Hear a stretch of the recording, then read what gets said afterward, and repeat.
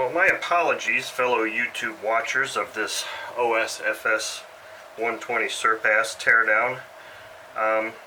Like I said, I did go out and I purchased the Harbor Freight ultrasonic cleaner. It's a 2.5 liter cleaner, 2.5 liter container. When I got home, it was one of those things where I had just been in a huge rainstorm from still getting the remnants of this Hurricane Hermine that just came through.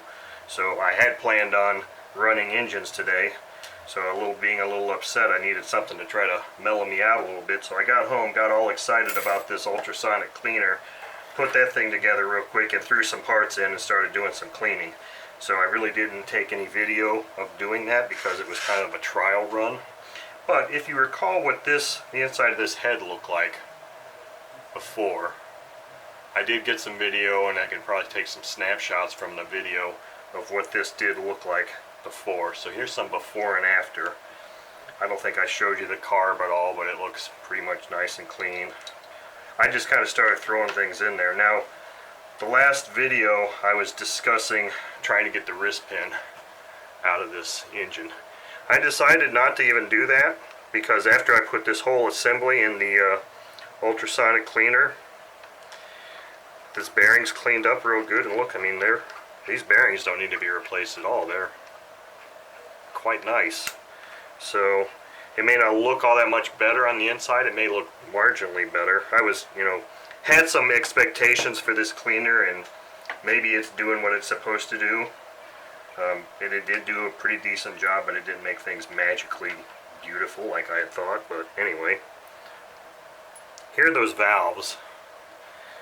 Here's that exhaust valve that had all the carbon buildup on it. Now I have to admit, I did just soak these in LA's Totally Awesome cleaner, and then I got using the razor blade and was scraping all that carbon off. So this isn't a direct result of just sitting in the ultrasonic cleaner. I had done this before I got it. I did throw them in there again, and the bottoms are nice and cleaned up pretty well. But the head was the thing that you could see the biggest difference on. It didn't completely clean out all the carbon inside the exhaust thing. I would take it out and I'd go in there with a Q-tip and swab and swab and swab. Now if I kept doing it, and this has already been in there about 5 times. But anyway, this thing, the timing gear, camshaft here, was completely black. I know I didn't take a picture of it before, but I mean, suffice to say that was nasty, and that's just one round in there. So this cleaned up real well, and I'm pretty much ready to start reassembling here. So what I think I'm going to do now is install the valves first, reinstall the valves, and then I'll get the head ready, and then we'll set the timing on this engine. So I've got the parts here ready to install the valves back in the head. I'm hoping this goes well, but we'll see. Since this is completely unscripted, we'll see how it goes. So I lubed up these valve stems, and I also swabbed some oil around in the head area also.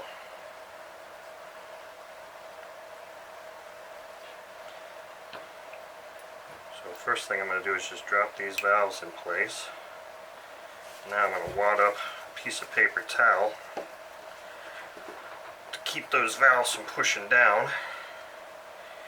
And one at a time, I'm going to try very hard not to get upset, not to use foul language, but suffice it to say that sometimes this can be rather challenging. So I got that thing completely down and depressed, and I usually kind of do these guys one at a time. Get one in there, and then I'll kind of angle it and do the other one. Sometimes that works, sometimes it doesn't.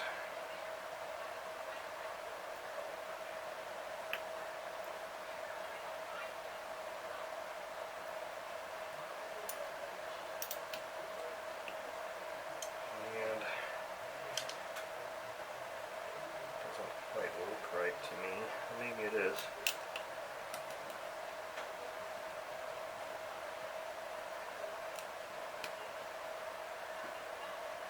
Okay. Okay, intake valve is done. Or is that the exhaust? That's the exhaust valve, sorry. So, being that this is a 120 is nice because these pieces are considerably larger. And I just got real lucky and made that one look super easy. But like I said, the key for me is I use a 1/4 inch box end wrench, and that's usually about the right size for just about any size here. And I'll push that thing down as far as I can, put one in at a time.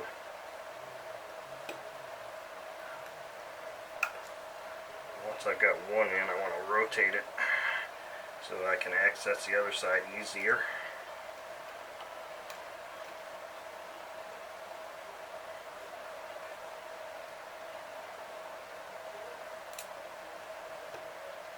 Okay, one of the keys also when you're doing this is, take it from me, I've done this a few times, is as soon as you think you've got a piece in there, put your finger over it. Because if for some strange reason you slip here and that spring springs, that little collet is going to fly and you're never going to find the damn thing. So I was fortunate this time and I made this look incredibly easy. Or maybe I'm just incredibly good. But like I said, I was aided by the fact that this is a 120 size engine and those parts are a lot bigger. Try that with one of those stinking little Enya 46s and lots of new words get invented. So that's all there is to that. So we're going to stop here for that, and I'm going to prep timing. We're going to set the timing on this engine. Now these are the items I've got here to do that. I've got the cam cover with the bearing installed, which was never removed, the 2 cam followers, the timing shaft, and then the screws, and of course the engine.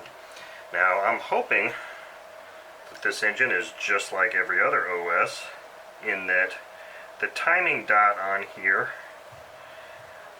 is going to go in line with the pushrod tubes, and that's about at the 530 position.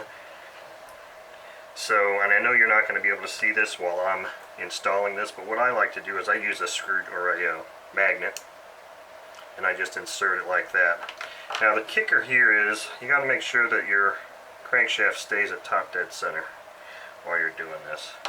Now I got to lower my magnifier, find where that timing dot is, and I'm just going to grossly drop this into place,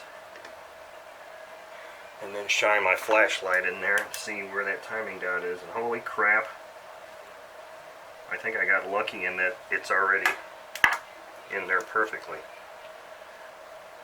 Crankshaft at top dead center.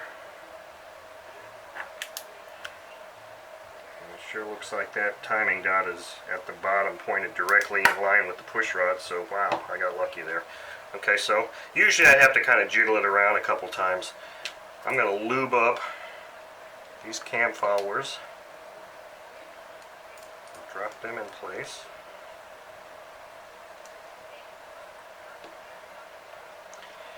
And now I'm going to drop that, put this in place.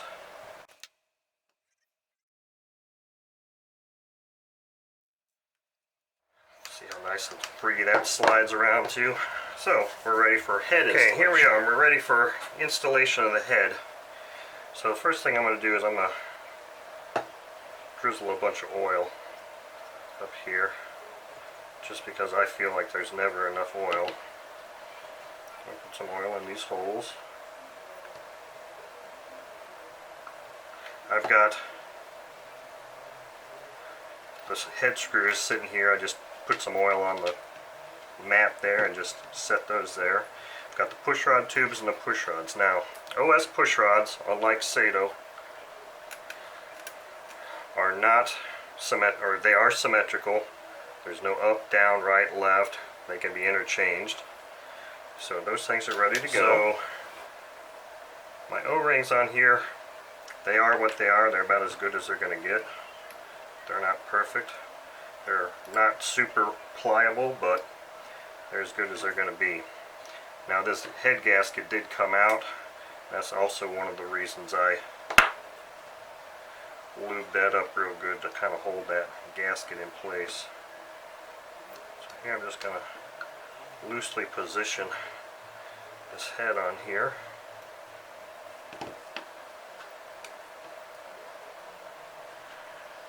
And see if I can't get screws dropped in and get them started.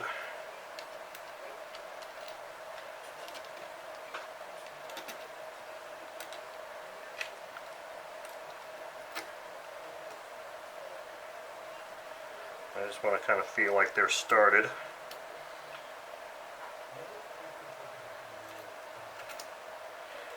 drop down into place.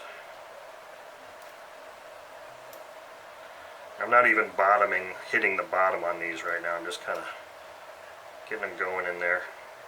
Kind of feeling how they feel. If they feel kind of notchy at all, I may pull them out and clean them again. Another reason I oil that. Now this one, I just ran to the bottom until I couldn't do it by fingers like this anymore. There. There. Not putting any real amount of force on it, just running it down until my fingers can't twirl it anymore.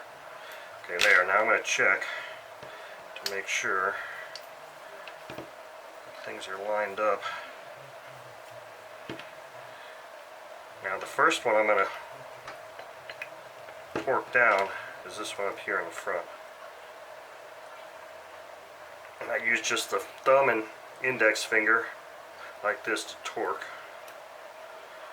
That way, if it hurts, there's no way I can over torque it.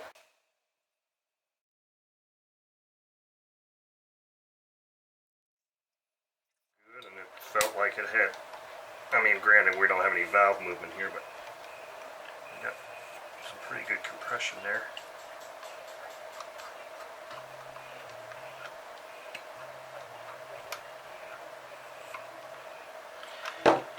So the head's in place. Now we can drop the rocker arms in, or not rocker arms, push rods. Push rods in.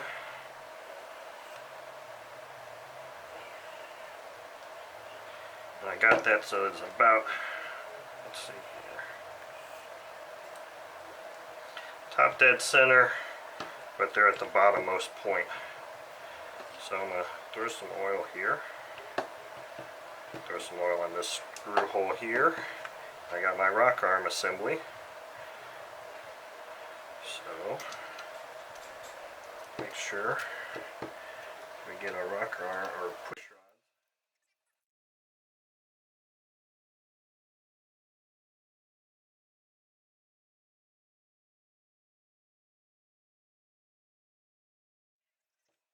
Next thing is backplate installation. Now unfortunately I do not have a replacement gasket, and this gasket didn't survive, so I'm going to have to go back and use my Permatex Moto Seal and make a gasket for this.